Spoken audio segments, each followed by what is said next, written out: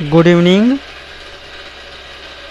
हमारे पास next question अभ्यास 1G चलने लगा। आप पिछले वीडियो में अपने अभ्यास इकाई का क्वेश्चन लास्ट क्वेश्चन को सॉल्व किया था और अब हम क्वेश्चन नंबर 15वां ले रहे हैं। अब प्रश्नावली 1G का जो कि संख्या पद्धति का अंतिम अध्याय चल रही है।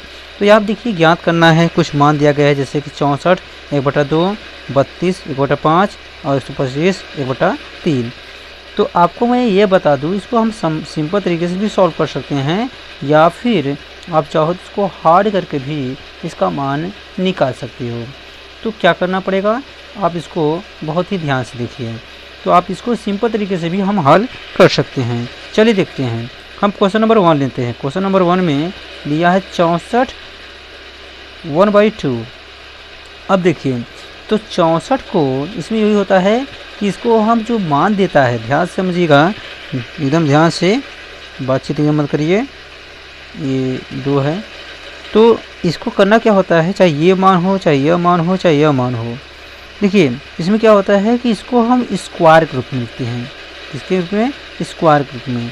क्यों?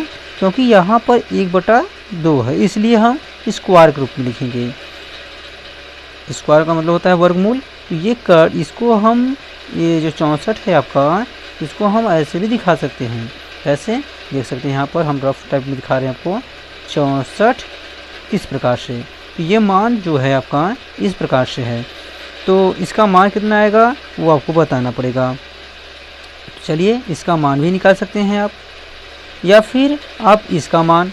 तो देखिए अगर मैं इसको इस प्रकार से निकाल देता हूँ तो आपको ये समझ में कम आएगा, इसलिए आप बहुत ही अच्छे तरीके से वीडियो को ध्यान से देखिए।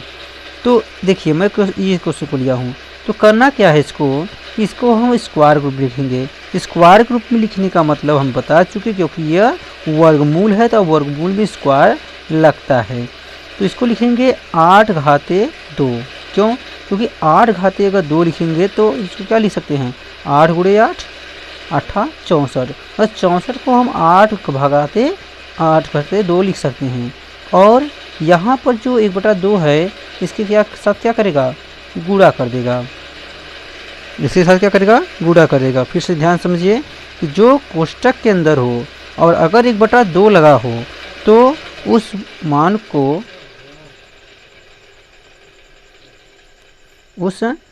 को क्या कर सकते हैं, स्क्वायर के रूप में दिखाएंगे।